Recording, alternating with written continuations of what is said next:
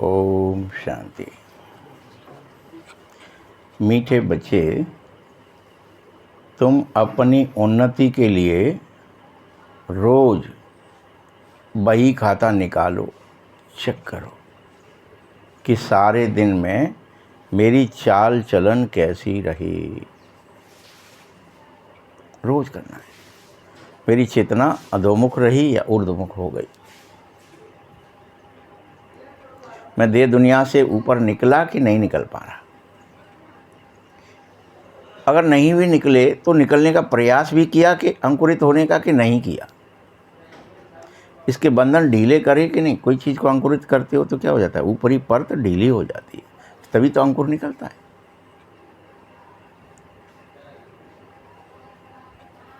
Check करो इस ईश्वरीय यज्ञ के प्रति ईमानदार रहे कि नहीं। चेक करो।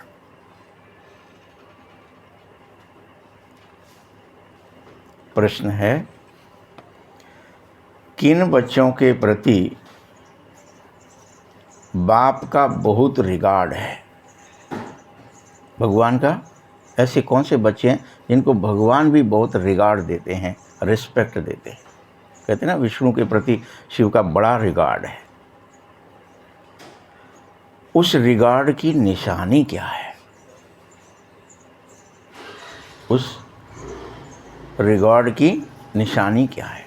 उत्तर है, जो बच्चे मुझ बाप के साथ सच्चे हैं और इस यज्ञ के प्रति ईमानदार हैं और जो मुझसे कुछ छुपाते नहीं हैं,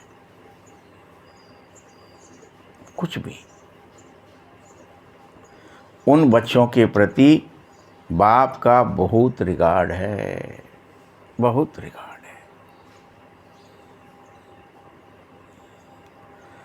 रिगार्ड होने के कारण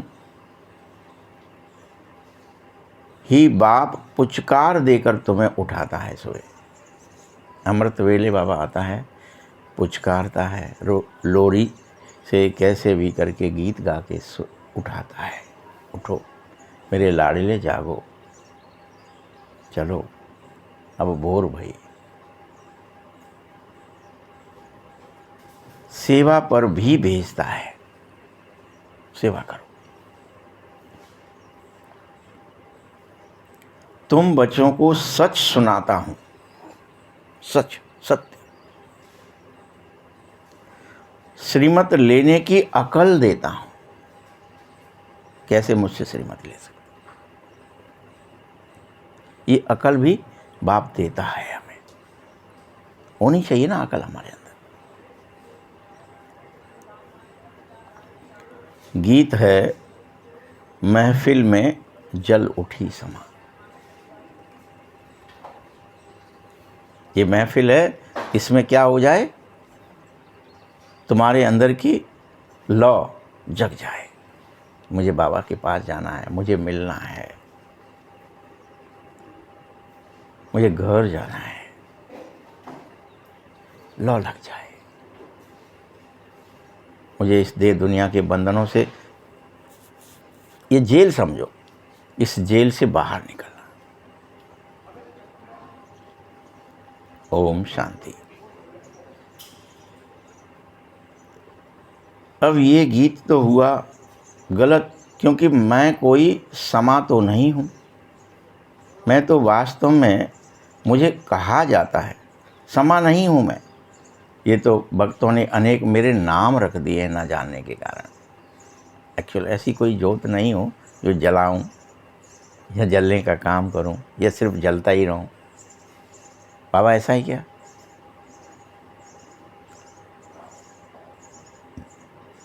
न जानने के कारण ही तुम नास्तिक हो, फिर भी जो भी नाम आता है सो कह उठते हो कि भगवान एक समा है।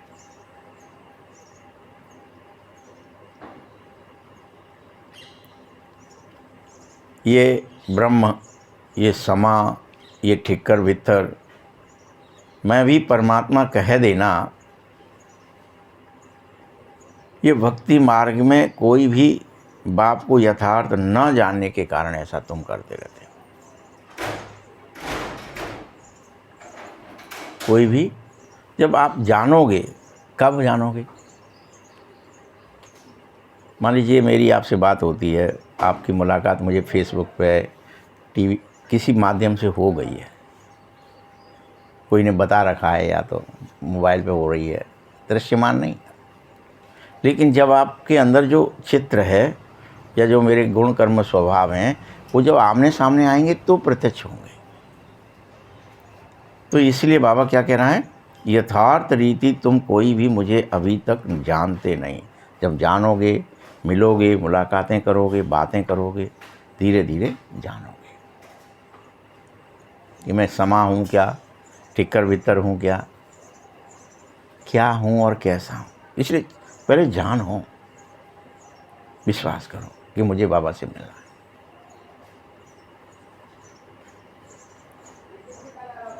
मैं भल स्वयं आकर अपना परिचय देता हूँ। ये शास्त्र आदि में तो मेरा परिचय भी नहीं है। इसीलिए उनको नास्तिक कहा जाता है।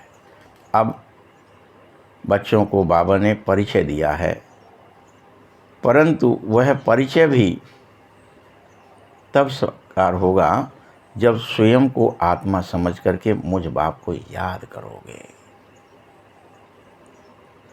ये तब साकार होगा। तभी आप पहले आत्मा तो समझना शुरू कर। पहले खुद ही नहीं जानते मैं शरीर हूँ, ये समझ बैठे हो तो तुम मुझे जान ही नहीं सकते। कैसे भी वाणी से नहीं जान सकते।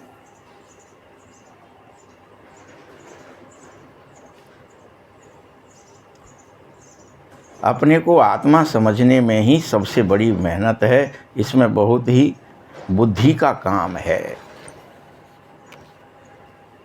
इसमें बुद्धि लगती है, समझते रहना। समझता कौन है? बुद्धि समझती है। और बार बार निरंतर समझते रहना ये बुद्धि का काम है। लेकिन इस समय बुद्धि पत्थर बुद्धि है, इसलिए वो जाती नहीं, वो जड़ता में लगी है। वो चेतन को समझना नहीं चाहती। सारी बुद्धि की परख कहाँ लग गई है? जड़ में लग गई है, इसलिए पत्थर बुद्धि। आत्मा में ही बुद्धि होती है। ऑर्गन्स द्वारा ही पता चल जाता है कि अब आत्मा की बुद्धि पत्थर है या पारस हो गई है, ये पता चल जाता। सारा दारोमदार तुम आत्माओं पर है। तुम्हारी आत्मा ही पत्थर बुद्धि से पारस बुद्धि बनती है, इस बुद्धि को बनाती है। दारोमदार उसी पर, वही बनाएगी।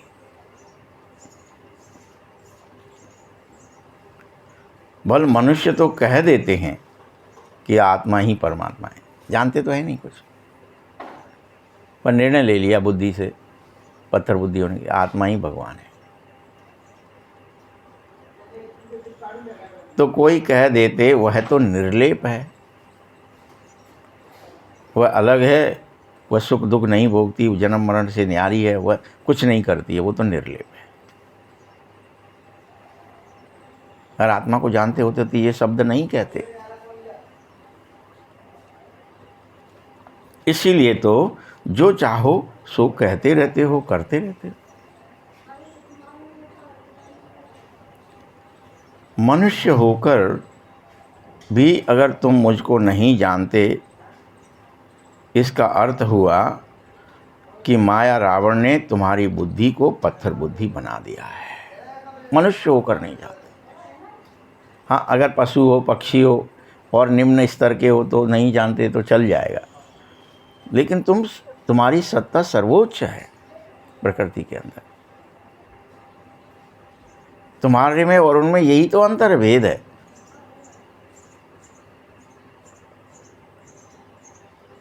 माया रावण ने दिन प्रतिदिन तमो प्रधान बना दिया है।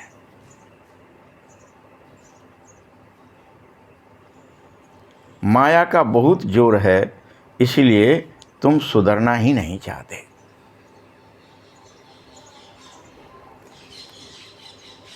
नहीं, हमें ठीक है, जैसे पत्थर हैं तो हैं, ठीक है, ऐसे ही ठीक है, सुधरना नहीं चाहते। बच्चों को समझाया जा रहा है, मीठे बच्चे, तुम जैसे रात को सारे दिन का पोता मेल निकालते हो कि आज हमने क्या किया, कितना फ़ायदा हुआ, कितना बिजनेस हुआ, कितने का गल्ला हुआ, करते हो ना लोग रोज़, इतने का सामान बेचा, लिख लेते हैं वो, इतने का आया, ये मिला। पोता मेल निकालो, क्या किया।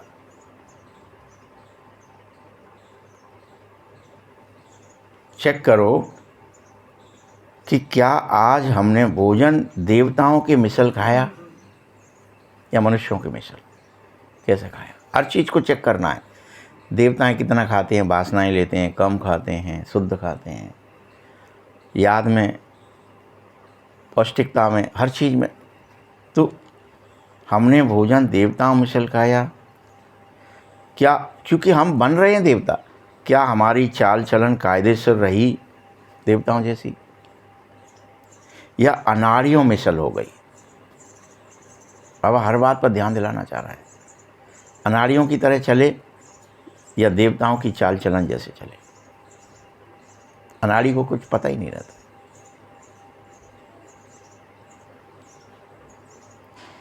तुम्हें रोजाना अपना पोता मेल नहीं संभालना है तो फिर तुम्हारी उन्नति नहीं होगी।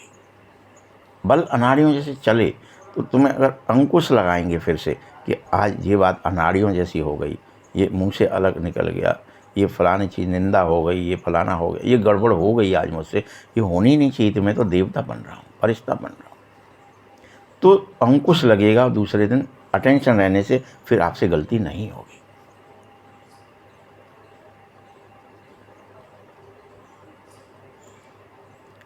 अभी भी बहुतों को माया थप्पड़ मारती है। पूरी तरह जब तक देवता नहीं बन जाओगे, बीच बीच में क्या पढ़ेंगे आप में, मिस्टेक्स होंगी, यानी थप्पड़े पड़ेंगे। तुम्हारा मुंह फिरेगा, बाबा से दे दुनिया में जाएगा, बार बार गिरोगे। चलना सीख रहे हो ना, उड़ना सीखोगे बाद में।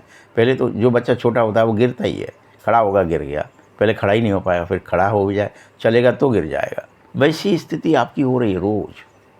रोज आप ईश्वर की ओर चले, थप्पड़ा भी पड़ रहा है। कई बच्चे लिखते हैं, बाबा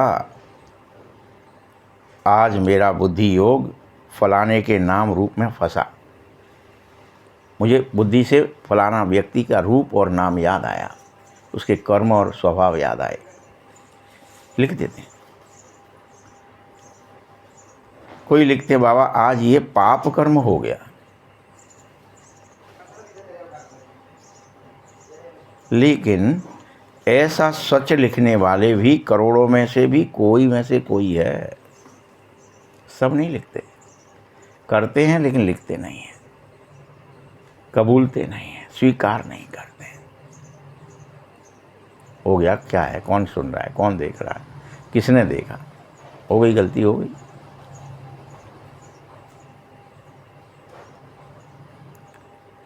लेकिन बाप कहता है, मैं जो हूँ, जैसा हूँ, मुझे बिल्कुल नहीं जानते।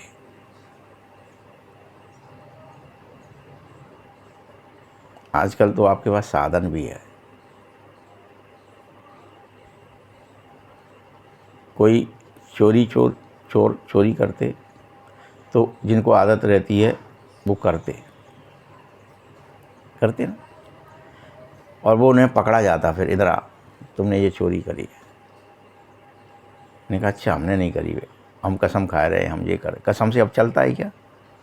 अभी क्या करता है दुकानदार, तुमने यहाँ से फलाना, ये वस्तु यहाँ थी, ये आपने रख ली है, नहीं मान रहे, चलो आओ दिखाते हैं तुम्हें। कैमरे में ले गए, उन्हें देखो तुमने ये उठाया, करा, फिर उसको जूम करके दिखा दिया, देखो कर रहे हो, बताओ तुम हो, तो क्या ही हो गया, पोल खुल गई। अभी कसम से काम चलता। पहले जब आपके पास साधन नहीं थे तो आप क्या मान लेते थे, चल तू कसम खा देवता के सामने, फलाना कर, और दद दे, हम उठा लेंगे, हम दद दे, मतलब उस तरह की कोई ऐसे अननोन जैसी बातें करते रहते थे और समझते थे बस बच गए इससे, तो अब ठीक रहे, अब कौन देख रहा है। उसका कैमरा भी है ये तो पता ही नहीं था। तो बाबा क्या कह रहे हैं कि मैं जो हूँ, जैसा हूँ, मुझे बिल्कुल तुम जानते नहीं कि मेरे पास तो तुम्हारी हर रिकॉर्डिंग है। तुम किसे बेवकूफ़ बनाओगे बाबा को? वो बनता ही नहीं है। वो कैमरा भी तुम्हारे पास ही रख दिया, हर एक के पास अलग अलग, और हर एक के सिस्टम में लगा रखा है, इनबिल्ट है, वो रिकॉर्ड करता रहता है कर्म को। बस कैसेट निकाली, सब चेक हो जाएगा एक सेकंड कि तुमने क्या किया। इसीलिए तुम सब अपने को आत्मा समझ करके बाप को याद करो, तो कुछ बुद्धि में बैठना शुरू होगा, कुछ, फिर धीरे धीरे सब कुछ बैठने लगेगा। भल अच्छे अच्छे बच्चे हो, बहुत अच्छा ज्ञान सुन रहे हो, लेकिन फिर भी तुम्हें मुझसे प्रेम नहीं है, योग नहीं है, ये कुछ भी नहीं है।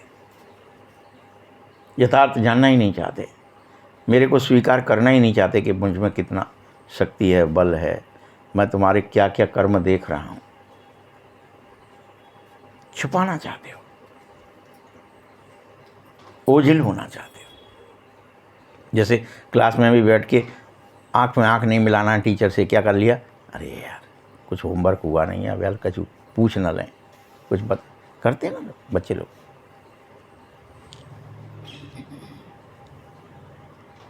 तुम्हें वास्तव में मेरी पूरी पहचान नहीं है, तुम समझ ही नहीं सकते हो, इसीलिए किसी को समझा भी नहीं पा रहे हो कि परमात्मा का बल क्या है, परमात्मा का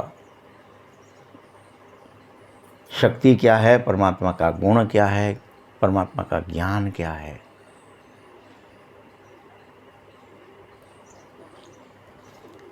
सारी दुनिया में सारे मनुष्य मात्र रचता और रचना को स्पष्ट बिल्कुल नहीं जान पा रहे, गोया कुछ भी नहीं जानना चाह रहे। इस समय ऐसा ड्रामा है, ये भी ड्रामे में नूंद हो गया है, और हर कल्प फिर होगा कि बुद्धिहीन हो जाएंगे हम सब, पत्थर हो जाएंगे, बिल्कुल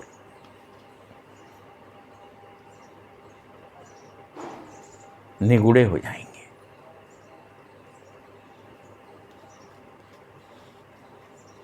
5000 वर्ष बाद फिर यही समय आएगा,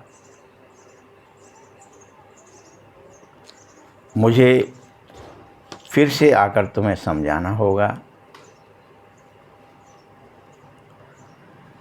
राजाई लेना कोई कम बात नहीं है, एक तरफ युद्ध है, दूसरी तरफ राजाई है। राजाई लेने में बहुत मेहनत है, क्योंकि माया वार करती है, माया बड़ा युद्ध चलाती है कि तुम याद कर रहे हो, झट युद्ध शुरू हो जाता है। पहले कोई युद्ध नहीं दिखेगा आपको जब तक तुम याद नहीं कर रहे तब, लेकिन तुमने याद करना शुरू किया बाबा को, सो माया युद्ध शुरू कर देती है, ठोकती है, पीटती है। अनेक विचार आपको समझ में आएंगे, अरे जी क्या हो गया, जी क्या, मैं तो याद में बैठा था, ये कहाँ चला गया मेरी चेतना। खूब सारी नींद आएगी, आलस है। पहले घर में आप लेटे रहो, नींद नहीं आएगी, लेकिन यहाँ मुरली में आ गए तो यही लगेगा मर गए, जाने कितने, क्या नशा हो गया है, क्यों हो गया है, ये क्या यहीं क्यों हो जाता है, कोई और जगह नहीं है क्या संसार में।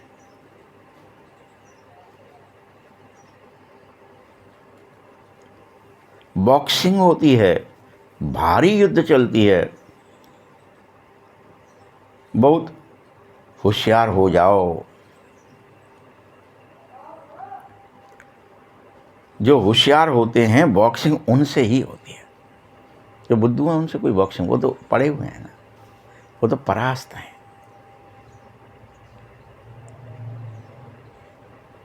किससे होगी बॉक्सिंग? जो होशियार हो रहा है, जो जग रहा है धीरे धीरे, जो ऊर्ध्व गति में चलना शुरू कर रहा है, उससे बॉक्सिंग करती है माया।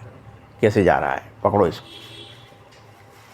ये मेरा गुलाम होने की जगह भगवान का कैसे बनता जा रहा है, बॉक्सिंग करती है माया। और भारी बॉक्सिंग करती है। उसमें से कई तो बेहोश हो जाते हैं फिर से, और एक दूसरे को बेहोश करते हैं।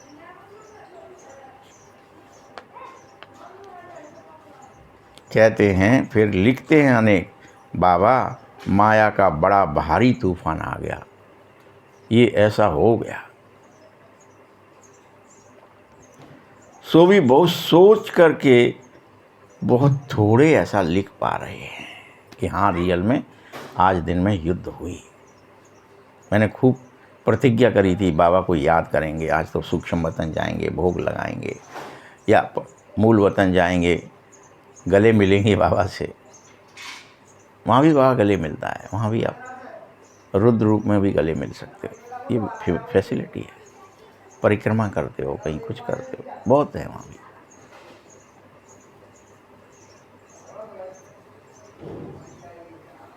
समझ नहीं है कि मुझ बाबा को कैसे सच सुनाना है, क्या श्रीमत लेनी है, वर्णन नहीं कर सकते। बाप जानता है यह बात कि रियल में माया बड़ी प्रबल है। श्री बाबा को हंसी आती है, अच्छा फेल हो गए किसके लिए प्रबल है माया, अच्छा बताओ। जैसे छोटे बच्चे के लिए जरा सी नाली भी उसके लिए तो एक समुद्र है, बड़े होते जाओगे तो नाली है। कितनी भी आपको पता ही नहीं चलेगा नालियाँ हमने कितनी पार कर ली, कब कर ली, कब पहाड़ी चढ़ गए, कब उतर गए, कब कौन सी घटना घटे। लेकिन जब छोटे हो तो हर चीज़ बड़ी भारी मुश्किल लगी। अरे अब ये तो हो गया, अब ये पहाड़ आ गया एक जरा सी, अब इस पर कैसे चढ़ेंगे, अब ये कूदेंगे कैसे, हर जगह आपको अड़चन है। वैसे ही बुद्धि में होती है। अनेक तो ऐसे हैं जिन्हें सच बतलाने में भी लज्जा आती है। क्या कह रहा है बाबा, सच बतलाने में शर्म आती है। उनसे कर्म ऐसे हो जाते हैं जो वह किसी के सामने बता ना सकें। अब इतने गलत काम कर दोगे तो बता नहीं पाओगे, लज्जा आ रही।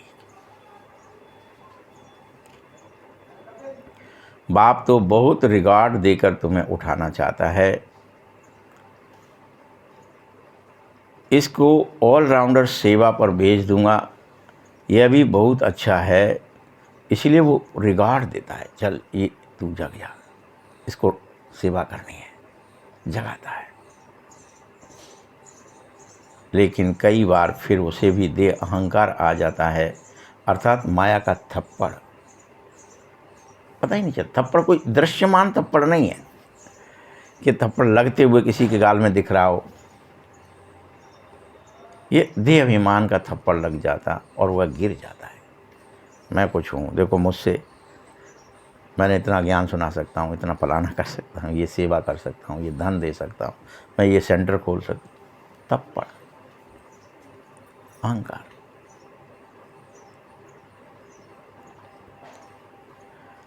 जबकि बाबा तो उठाने के लिए महिमा कर रहा था। बाबा तुम्हें बड़ा काय के लिए कह रहा है बार बार, तुम ही नारायण हो, कलप कलप तुम ही हुए हो। बाबा कई बार कहता है ना, अपन को बड़ा ही करता है। वो काय के लिए करता है, उठे, ये खड़े हों, सेवा करें, पड़े न रहें।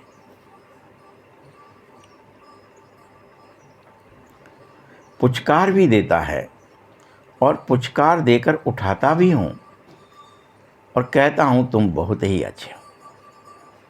और बता रहा है अपनी मैं क्या क्या कहता। तो इस बात में भूल मत जाना कि बाबा ने कह दिया, बाबा ने कही है खुद कि हम बहुत अच्छे। स्थूल सेवा में भी बहुत अच्छे हो, यथार्थ रीति बैठ बता रहा हूँ, मंजिल बहुत भारी है और ये सबसे बड़ा क्या गड़बड़ है? देह और देह के संबंध को छोड़ना, अपने को अशरीरी आत्मा समझना, ये पुरुषार्थ करना बुद्धि का काम है और किसी का न, मन का नहीं है, ये शरीर का नहीं है, इंद्रियों का नहीं है, ये बुद्धि से छूटेगा सब, देह और दुनिया। ये याद कहाँ है? बुद्धि में याद है कि मैं स्त्री पुरुष हूँ, मेरा फल फलाना पद प्रतिष्ठा है, मेरे पास इतना धन है, इतना बल है, इतना ये सब कुछ बुद्धि को याद है। तो इसलिए पुरुषार्थ बुद्धि से करना, ये बुद्धि का काम है। और तुम सब पुरुषार्थी हो। कितनी बड़ी राजाई स्थापित हो रही है, बाप के सब बच्चे हो, स्टूडेंट हो, फॉलोअर हो।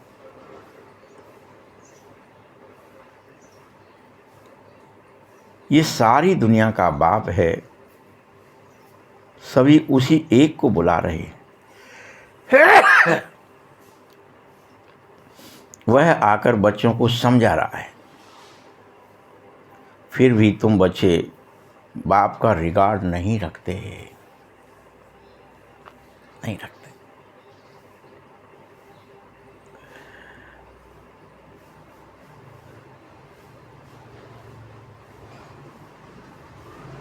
बड़े बड़े आदमी आते हैं तो तुम बड़ा भारी रिगार्ड करते हो उनका। तुम्हारे यहाँ कोई बड़ा आदमी आ जाए, कोई मिनिस्टर आ जाए, कोई मंत्री आ जाए, कोई प्रधानमंत्री आ जाए, कोई किसी का कोई, तो तुम कितना रिगार्ड रखते हैं? भारी रिगार्ड रखते हैं। और भारी रिगार्ड से उसको संभाल देखभाल करते हैं। कितना उसका भवका रहता है। उसका भी क्या है, सिर्फ है तो वो भी आप जैसा ही, बिल्कुल भी कम ज़्यादा नहीं है। ये नहीं बहुत बुद्धिमान, वो सिर्फ उसका भवका है।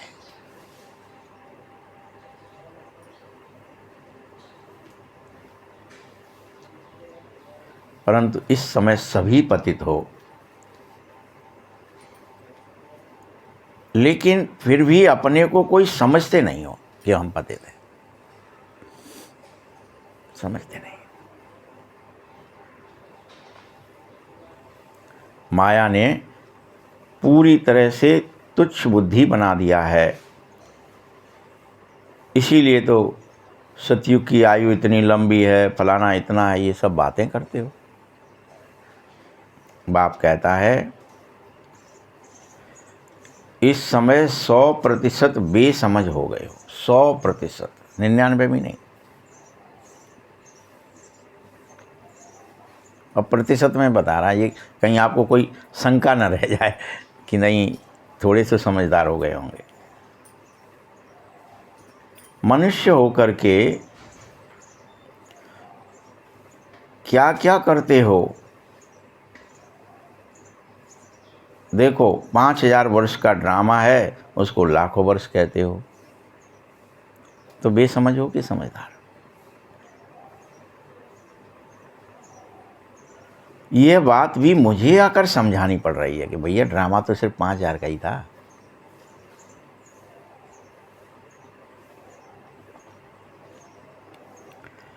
बरोबर 5000 वर्ष पहले इन लक्ष्मी नारायण का रियल में राज्य था। ये भूल गए हो, सब भूल गए कि लक्ष्मी नारायण राज्य करते हैं। वो राधा कृष्ण के रूप में नहीं होते हैं, राजा के रूप में, रानी के रूप में होते हैं। राजा सिस्टम होता है, सारे पृथ्वी के राजा होते हैं, और सब धन धान्य हर तरह का पॉल्यूशन फ्री जीवन होता है।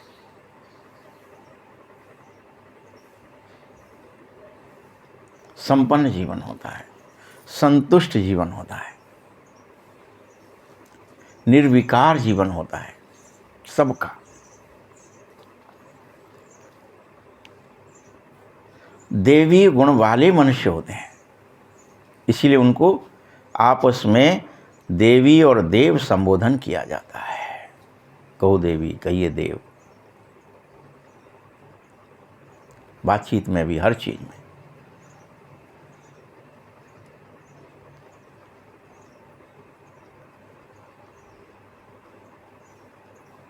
फिर आसुरी गुण वाले को असुर कहा जाता है, देवी गुण वाले को देवता, आसुरी गुण वाले को असुर।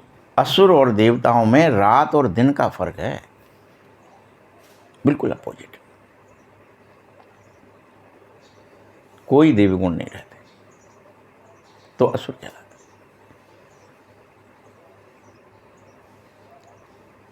कितना मारा मारी और झगड़ा पड़ा ही रहता है असुर बनने पर। वो झगड़ा और मारा मारी किसमें? आपस में असुरों में है। हमने क्या लिख दिया? देवताओं की है, दैत्यों से। जब असुर हो जाते हो तो यही करते रहते हो। वहाँ दिखाया भी है वैसे कहानियों में कि अमृत मिल भी गया तो दैत्यों के पास था, लेकिन दैत्य कोई पी न पाए उसे। बहुत देर तक दैत्यों के पास रहा, परंतु वो आपस में, नहीं पहले मैं पीऊँगा, उसने कहा नहीं पहले मैं अमर होऊंगा, तू नहीं पिएगा, तू मुझसे छुड़। वो उससे छुड़ा रहा है, वो उससे छुड़ा रहा है। कुछ संगठन ही नहीं था, कोई शक्ति ही नहीं थी, इसलिए सब आप ही पड़ी थी। इसीलिए कि भगवान आए, फिर रूप लिया, फिर मोहिनी बने, और फिर सब तब उसको, मोहिनी को देख करके मोहित हुए, और उसने कहा ठीक है एक लाइन में बैठो तुम, मैं पिलाऊंगी। दिखाया तो है। इतना भी होश नहीं कि हम चलो पी लें, सब मिल के ही पी लें। डिसिप्लिन नहीं रहता यहाँ पर। हम सब में, सबके पास सब है। देखिए, अगर आप कहें पहले से धन बहुत हो गया है, हर चीज़ हो गई ना, फैसिलिटी बहुत हो गई है, लेकिन प्रत्येक घर का सदस्य लड़ता है एक दूसरे से।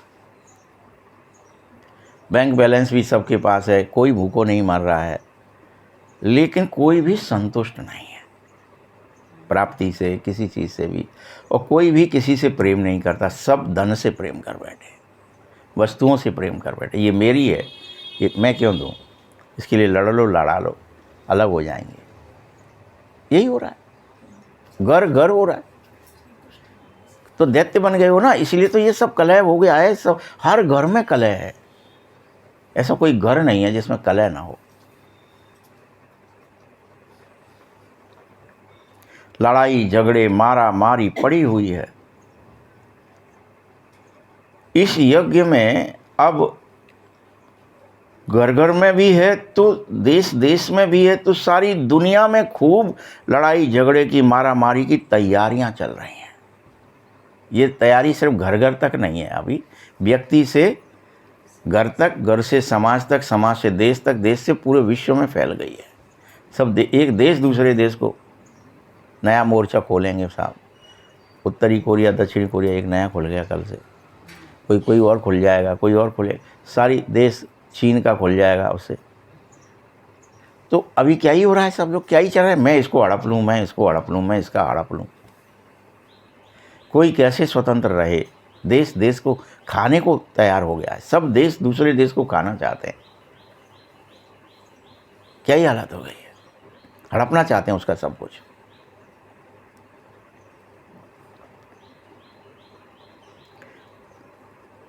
याद रखना, ये तैयारियां ऐसी हैं जो इस यज्ञ में लौ बढ़ेगी और सारी दुनिया स्वाहा होनी ही है।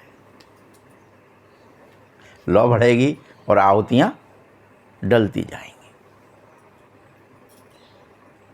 स्वाहा होनी है। इसके लिए ही सब तैयारियां हैं। बम आदि निकाल रहे हैं, नए नए तरीके से नई चीज़ें प्रकट कर रहे हैं। सो निकलना बंद नहीं हो सकता। अब निकलेंगे, नए बनेंगे। ड्रोन, आपने सोचा भी नहीं था ड्रोन से युद्ध होंगे क्या? आदमी नहीं जा रहा, ड्रोन जा रहा है, बम पटक रहा है, भग रहा है।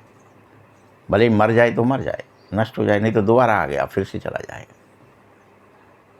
आदमी का नुकसान नहीं हुआ, क्या हुआ? पैसे का नुकसान हुआ, बस पैसे से युद्ध है।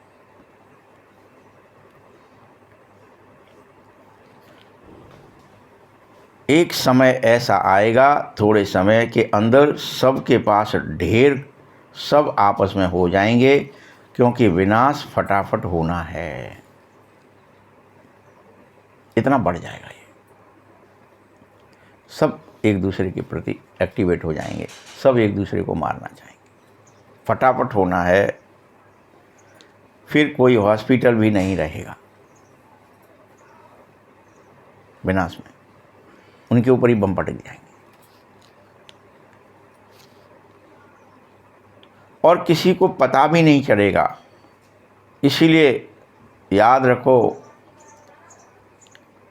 कि सतयुग में जाना कोई मौसी का घर थोड़ी है, बल विनाश के साक्षात्कार होंगे। ये विनाश आदि का साक्षात्कार होना तो समझो पाई पैसे की बात है। छोटे छोटे साक्षात्कार हैं, ये पाई पैसे की बात है, पूरा ज्ञान नहीं। ये तो स्टार्टिंग में होगा ही सबको, ब्रह्मा को हुआ, हर एक को होगा, पाई पैसे की बात। आप तो आपको साक्षात्कार नहीं होगा, आप तो प्रत्यक्ष देखेंगे और वो देखेंगे टीवी पे ही, तो आपको साक्षात्कार में जाने की भी जरूरत नहीं है।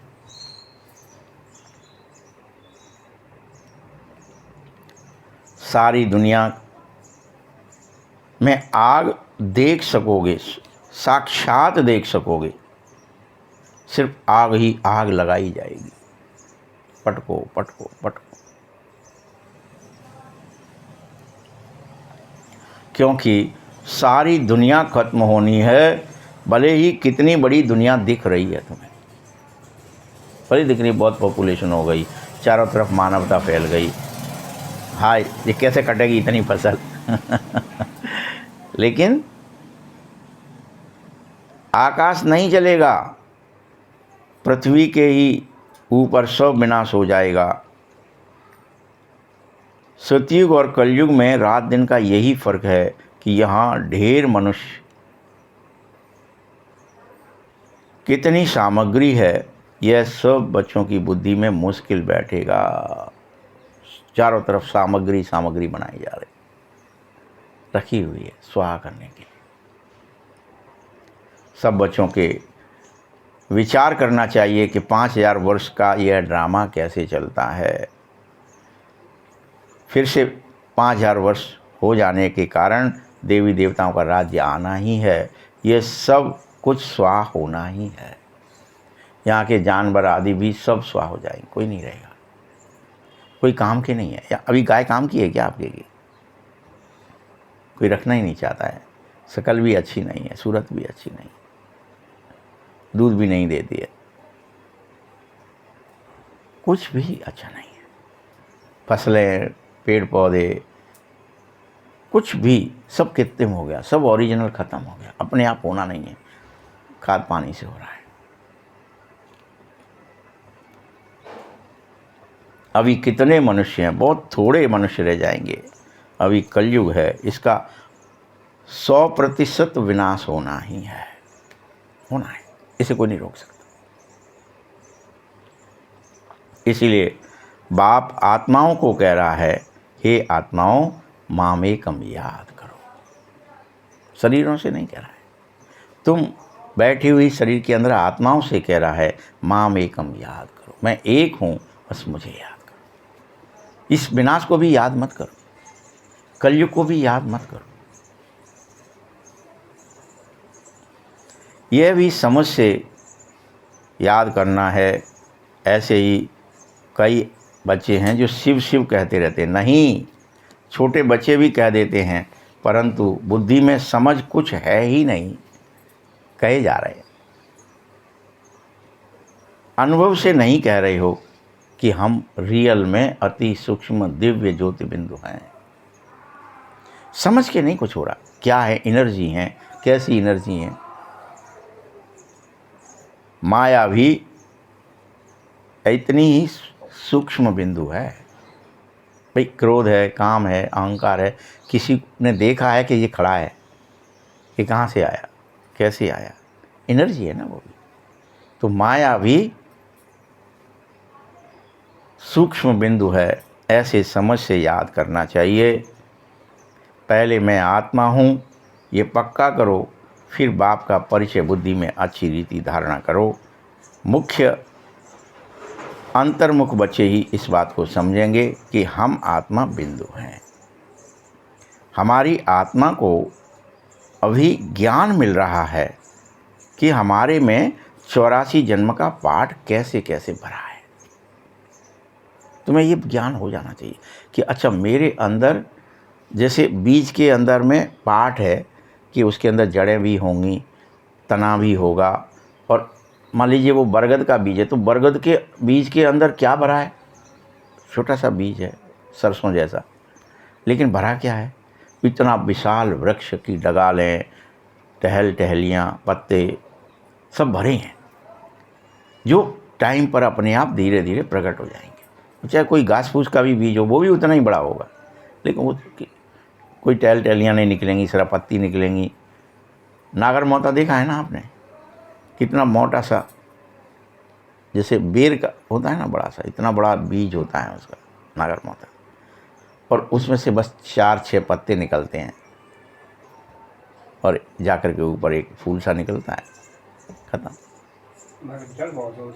होती है कि नहीं?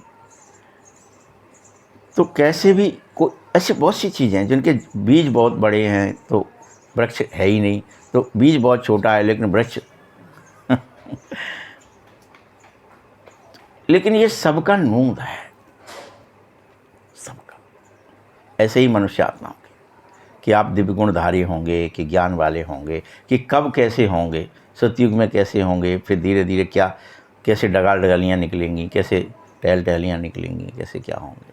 आज भी आप जब गांव की तरफ जाओगे तो क्या ही कहते लोग, अरे एक पुरखा का था। हम अभी एक गांव गए, देवरी नाम था उसका। मैंने कहा भाई साहब यहाँ पे ये 2 गांव थे, एक भगवान दास, एक देवी राम, 2 भाई थे। देवी राम के नाम से ये देवरी गांव बस गया और भगवान दास के नाम से भगवासा गांव बस गया। 2 भाई थे, वो एक यहाँ से वहाँ पहुँच गया, एक ही गोत्र के हैं, एक की ही पौध है, एक पिता के 2 बच्चे, अब 2 के 2 गांव, फिर 2 गांव से पूरी जगह जितने भी ढमोले हैं सब जगह पहुँच गए। मतलब एक गोत्र है, वो 2 भाइयों के नाम से वो गोदा बन गया एक। अब कहीं भी मिलेगा वो वही होगा, ओरिजिनल चीज़ बता रहा हूँ आपको। तो यानी पहले एक व्यक्ति हुआ करता था, उसके नाम से गोत्र हो गया, उसके नाम से फिर वो गोत्र पूरी जगह फैल गया, हर एक के अंदर ऐसे ही हुआ है। ये गोदा ही है जो एक बीज, ऐसे ही ओरिजिनल परमात्मा से फिर कृष्ण और राधा के रूप में निकले। बाबा ने बताया ना प्रदर्शनी में, एक बीज है उसमें से राधा कृष्ण निकले हैं 2 पत्ते के रूप में, फिर उसी से सारा वृक्ष निकल गया। हम सब वही संतान हैं परमात्मा की, लेकिन पहले एक स्त्री पक्ष राधा, एक पुरुष पक्ष कृष्ण, और उससे सारा वृक्ष मानव था।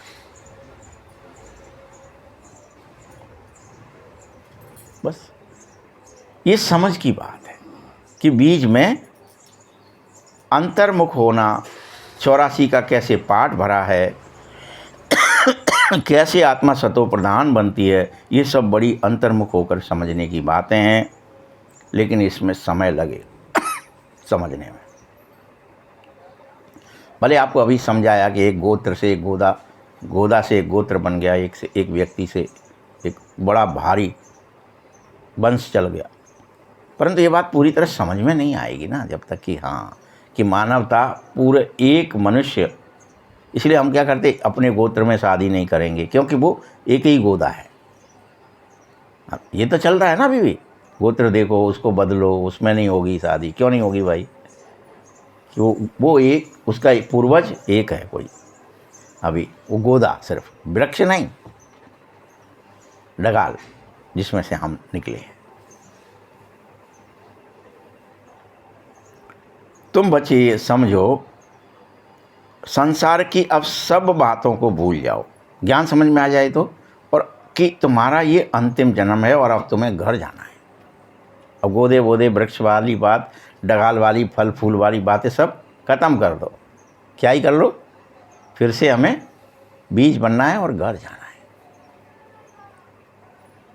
बीज बन जाते हो तो क्या हो जाता है, आप में पूरा वृक्ष समा जाता है। फिर से बीज में क्या होता है, फिर से बीज बन जाओ माने पूरा वृक्ष आपके अंदर आ जाएगा, आपकी अपनी दुनिया होगी। बुद्धि में पक्का कर लो कि हम आत्मा हैं, शरीर का भान कम और कम होता जाए, रोज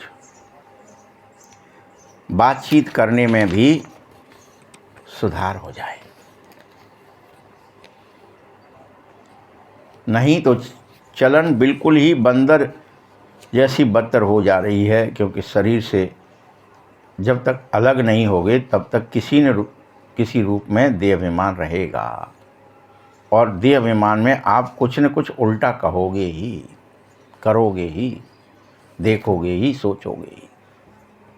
व्यवस्था है। तुम इस ईश्वरीय यज्ञ के लिए बड़े ऑनेस्ट हो जाओ। अभी तो बहुत अलवेले हो, बहुत अलवेले हो। खान पान, वातावरण कुछ भी सुधारना नहीं चाह रहे हो। ऐसी हालत हो गई तुम्हारी। बहुत टाइम चाहिए। सर्विसेबल बच्चों को ही बाबा याद करते, पद भी वही पा सकते। ऐसे ही अपने को सिर्फ खुश करना मत। ये तो चने चबाना जैसा है। खुश कर लिया आपने तो खूब योग लगाया। आज तो हम 8 घंटे योग में रहे, आज तो फलान जगह बैठ के योग लगाया। ये तुम क्या कर रहे हो? चने चबा रहे हो ऊपर से। बहुत अंतर्मुखता चाहिए, समझाने की युक्ति चाहिए। प्रदर्शनी में कोई समझते नहीं हो, सिर्फ कह देते हो कि आपकी बातें तो ठीक हैं। लोग आएंगे, प्रदर्शनी आपने लगा भी दी, कोई समझेगा नहीं, सिर्फ क्या कह के चला जाएगा, आपकी बातें ठीक है, चला जाएगा। निश्चय तो होगा ही नहीं। अगर हम बाप की पूरी सेवा करते रहेंगे तो हमारा तो ये धंधा हो जाना चाहिए। सारा दिन विचार सागर मंथन करो। बाबा भी विचार सागर मंथन करता है, नहीं तो ये पद कैसे पाएगा। बच्चों को भी इकट्ठा समझना चाहिए। तुम सबको भी 2 इंजन मिले हैं, हर एक अपने को बाबा के साथ जोड़ो, डबल इंजन बनो। क्यों जोड़ना चाहिए? क्योंकि ये चढ़ाई बहुत बड़ी है। क्या है? चढ़ना है। कलाहीन से 16 कला तक चढ़ना ही चढ़ना है, ऊपर जाना ही जाना है। आपकी चढ़ाई है, योग चढ़ाई है, याद चढ़ाई है, कलाएं चढ़ाई है। इसीलिए डबल इंजन बन जाओ। आप और बाप दोनों साथ होकर के डबल चढ़ाई चढ़नी है। जैसे पहाड़ी पर जाते हैं तो गाड़ी में 2 इंजन लगाए जाते हैं। कभी कभी चलते चलते गाड़ी खड़ी भी हो जाती है तो खिसक कर नीचे ना चली जाए, इसीलिए ऐसा करते हैं। तुम बच्चों को भी चढ़ते चढ़ते, मेहनत करते करते कहीं चढ़ाई कठिन न लगने। अरे इतने दिनों से पवित्र हैं, इतने दिनों से मुरली सुन रहे हैं, इतने दिनों से योग, कुछ हो नहीं रहा बदलाव, कोई मंजिल नहीं मिल रही है, कोई खुशी वापस नहीं आ रही है, कोई आनंद प्रकट नहीं हो रहा है, ज्ञान प्रकट होंगी सब चीज़ें। और जब तक होगा नहीं तब तक आपको निराशा ना हो जाए, खड़े न रह जाओ आप कहीं, उल्टे न लौट दो पहाड़ी पर से। इसलिए बाबा कहता है कंबाइंड हो जाओ शिव बाबा के साथ। क्योंकि मेहनत करते करते माया का ग्रहण तूफान के रूप में आएगा, तुम्हें एकदम नीचे गिराने की कोशिश करेगा। अगर ऊपर से नीचे गिरे तो पुर्जा पुर्जा हो जाओगे, फिर कोई बचाने वाला नहीं है। एक बार लुढ़क पड़े फिर नहीं, स्पीड बढ़ जाएगी गिरने की। तो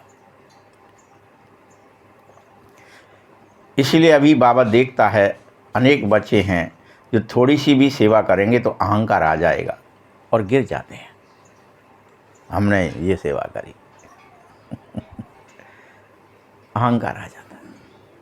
बस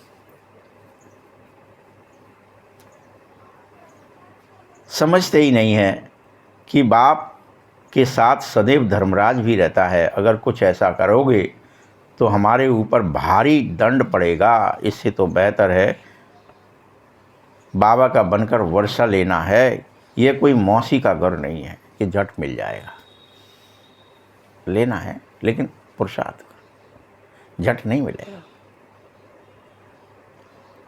मेरा बने हो तो कुछ ऐसा न करो जो नाम बदनाम हो जाए, क्योंकि नाम बदनाम करोगे तो बहुत चोट लगेगी। बारिश बनना भी कोई मौसी का घर नहीं है।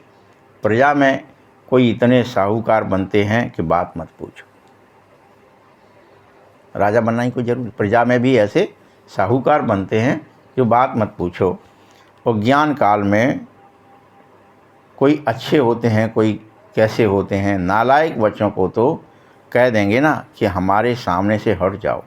यहाँ एक दूसरे बच्चों को भी बात बताई जाती है। यहाँ माया बड़ी भारी ज़बरदस्त है जो तुम बच्चों को अंतर्मुख होने नहीं देती। माया क्या करती है? जैसे कुछ लोग युद्ध में, कहानियों में, महाभारत में, रामायण में दिखाए गए कि उनको जाके तुम उकसाना जरा, और वो उकसेंगे तो युद्ध के लिए आ जाएंगे, फिर उनको पकड़ लेना। कहानियाँ बहुत है। यहाँ भी माया तुम्हें, जैसे ही तुम अंदर जाएंगे ना, अंतर्मुख होंगे, भ्रकुटी से अंदर जाएंगे कि मैं शांत स्वरूप हूँ, आनंद स्वरूप हूँ, जो भी आपकी स्मृतियों में आएगा तो प्रवोक करेगी। इंद्रियां कहेंगी भूखा हूँ, कुछ देखना है, कुछ सुनना है, बाहर कुछ बोलना है, क्या कर देंगे? ये सब प्रवोक करेंगे, आपको उकसाएंगे। चलो कुछ देख लें बाहर, बहुत देर हो गई बैठे बैठे, कमरे में ही अंदर घुसे रहें क्या? थोड़ा वर्जिश कर लें, थोड़ा घूम लें, थोड़ा इधर देख लें, थोड़ा बतिया लें। प्रवोक करती है माया, चाहती है कि कैसे भी इनको बाहर निकाला जाए, अंतर्मुख न हो जाएं, ये कहीं समाधि में ना चले जाएं। कहीं दिनों की, घंटों की नहीं, महीनों की समाधि लग सकती है हर एक की, परंतु हम सब इंद्रियों के जाल में ऐसे फंसे रहते हैं कि दिन में 3 बजे तो खाने को चाहिए, फलाना चाहिए। जब कोई मरेगा नहीं, ये भी गारंटी है समाधि में जाने से, और उल्टा आत्मबल बढ़ जाएगा, सब कुछ बढ़। जैसे सोते में कोई मरते हो क्या 12 घंटे? कभी कोई सो जाए, बीमार कोई हो जाता है तो 4 दिन 6 दिन खाना खाता है क्या? कहते बहुत बीमार है भाई, सीरियस है, लेकिन खाना नहीं खाता है, फिर वो तो भी मरता नहीं है, क्योंकि वो समाधिस्थ है। तो समाधि में जाने से आपका कुछ नहीं बिगड़ेगा, बस अंतर्मुख हो जाए। परंतु माया प्रवोक करती रहती है, बाहर रहे, अंदर मत घुस जाना, कोई भी बैठ मत जाना अंदर जा कर के। तुम बच्चों को बहुत अंतर्मुख होना चाहिए, तब तुम दूसरों को भी समझा सकोगे और बाप पर बलिहार जाओगे, नहीं तो फिर बहुत पछताना पड़ेगा। अरे मर गए, इतने दिनों तक बाबा समझाता रहा और हम अंदर ही नहीं घुस पाए। हमारे पास ही खजाना अंदर ही रखा था, हम बाहर ही ढूंढते रहे। आनंद, खुशी, प्रेम, ज्ञान, शांति, सुख, पवित्रता सब बाहर ढूंढते रहे, जी तो अंदर घुसी रखी थी। चलो देखते, उसमें आनंदित हो जाते। ऐसे थोड़े ही चले जाओगे, तुम्हें तो और ही मुसीबत है। जब समय आएगा तब बाप इन सब से हिसाब किताब ज़रूर लेगा तुम्हारा कि तुमने क्या किया। ये क़यामत का समय है, सबका हिसाब किताब यहाँ चुकतू होना ही है। कोई कुछ ना लेन है तो लेन पूरा करना पड़ेगा, देन है तो देना पड़ेगा। लेन देन चुकतू करना है, इसमें बहुत विशाल बुद्धि चाहिए। मनुष्य देखो, किसी किसी को शांति पुरस्कार देते हैं, वास्तव में शांति करने वाला तो एक बाप ही है, जो शांति की स्थापना करता है, शांति देता है, उसे पुरस्कार चाहिए नहीं। तुम बच्चों को यह बात लिख देनी चाहिए कि दुनिया में प्योरिटी, पीस और प्रॉस्पेरिटी भगवान की श्रीमत से स्थापित पुनः हो रही है। आओ श्रीमत ले लो। श्रीमत तो बहुत मशहूर है, इसके लिए श्रीमद् भगवत गीता कहा गया है। कोई ने कितने शास्त्र व मंदिरों में कुछ लिखा है। अभी तुम यह समझो, सारी दुनिया जलकर भस्म होने का समय आ गया है। याद रखना, ये मंदिर मस्जिद आदि सब नष्ट हो जाएंगे, कुछ नहीं बचेगा, कुछ भी।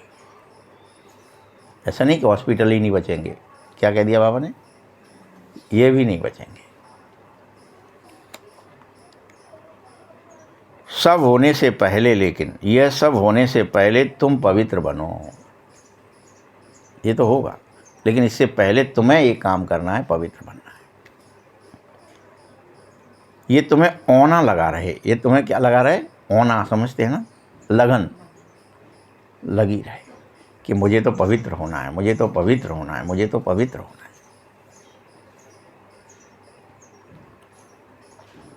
बल घर बार भी संभालो। बाबा जी नहीं कह रहा कि अब मुझे तो पवित्र होना है तो सब छोड़ दूं, मैं समाधि में ही रहने लगूं। बल घर बार संभालो, लेकिन धीरे धीरे वो भी छूट जाएगा, आपको ज़्यादा अटैचमेंट ही नहीं रहेगा। यहाँ ढेर के ढेर आते हैं बकरियों माफिक में आते हुए,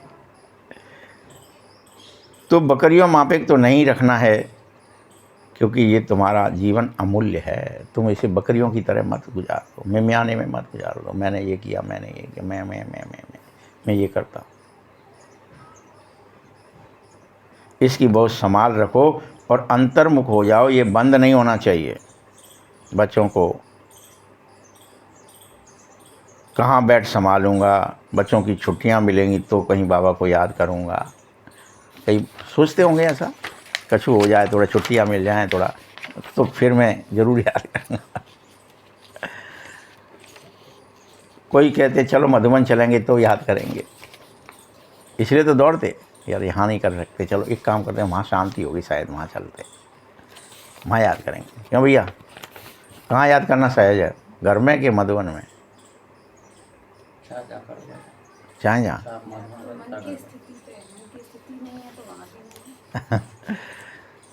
तो अरे बच्चे यहाँ भी आओगे, ये तो जैसे धर्मशाला में चले गए।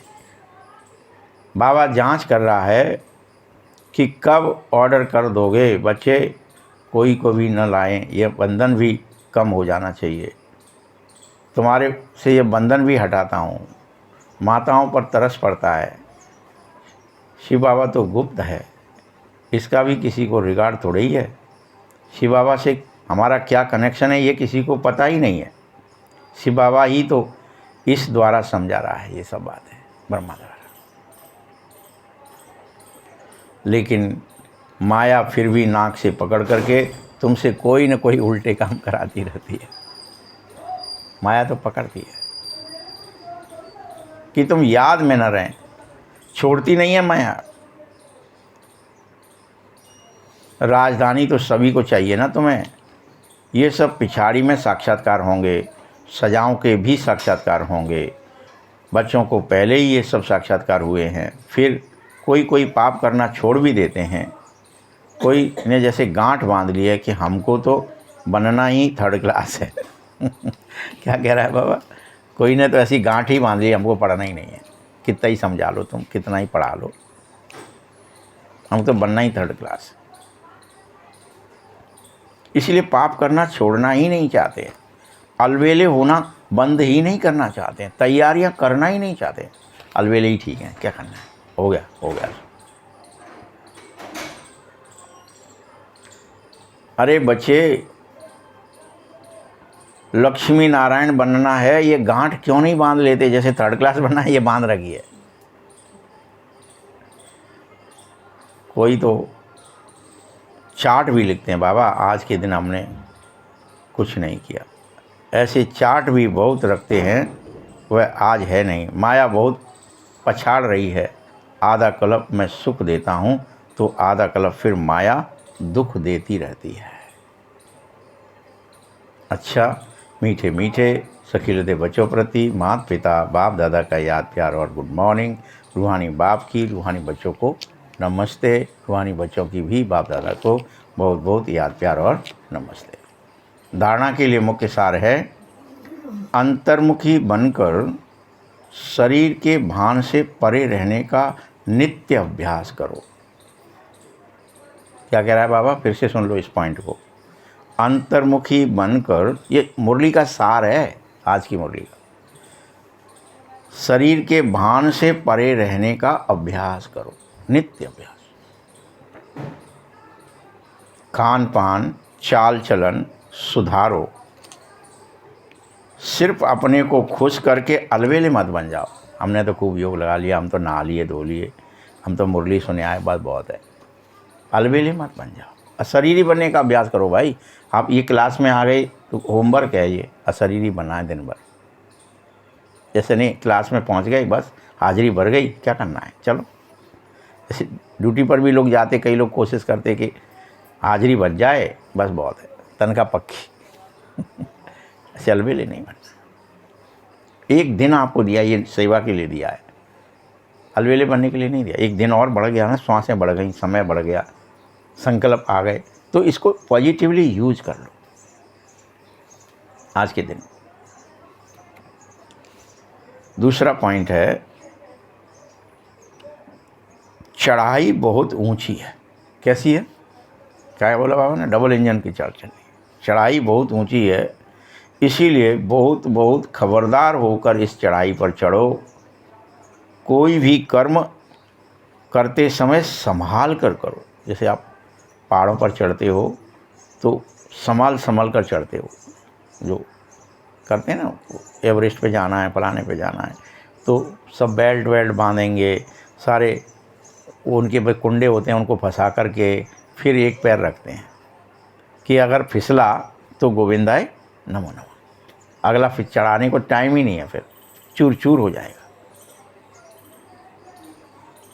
तो संभल कर चलना है, कभी अहंकार में नहीं, अरे ले आओ मैं चढ़ जाता हूँ, तो गिरना ही गिरना, मुँह औंधे मुँह गिर पड़ोगे। अलवेले नहीं हो सकते, अलर्ट। अहंकार में नहीं आना है। कोई भी अब उल्टा काम करके सजाएं नहीं खानी है। गांठ बांध लो कि हमें तो लक्ष्मी नारायण बनना है। ये गांठ बांधो, ये बंद गांठ बांध लो कि मुझे तो अलवेला रहना है। वरदान है, रूहानियत की श्रेष्ठ स्थिति द्वारा वातावरण को रूहानी बनाने वाले सहज पुरुषार्थी भव। रूहानियत की स्थिति द्वारा अपने सेवा स्थान का ऐसा रूहानी वातावरण बनाओ जहाँ आप रहते हो, जहाँ सेवा करते हो,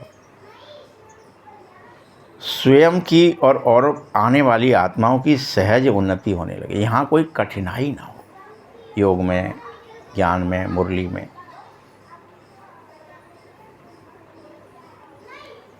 कठिनाई न हो।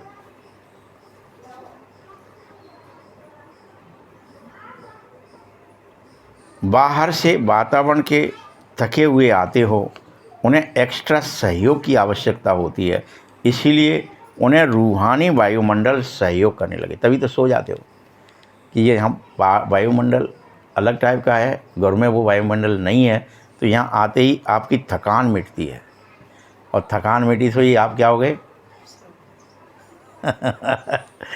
बाबा क्या कह रहा है? रूहानी वायुमंडल आप उनको सहयोग दे और वह सहज ही पुरुषार्थी बने। हर एक आने वाली आत्मा यह अनुभव करने लगे कि यहाँ सहज उन्नति प्राप्त हो सकती है। ये उसको फील हो कि यहाँ बहुत अच्छा लगता है।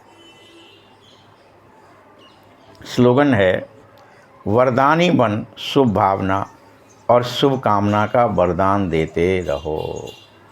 ओम शांति।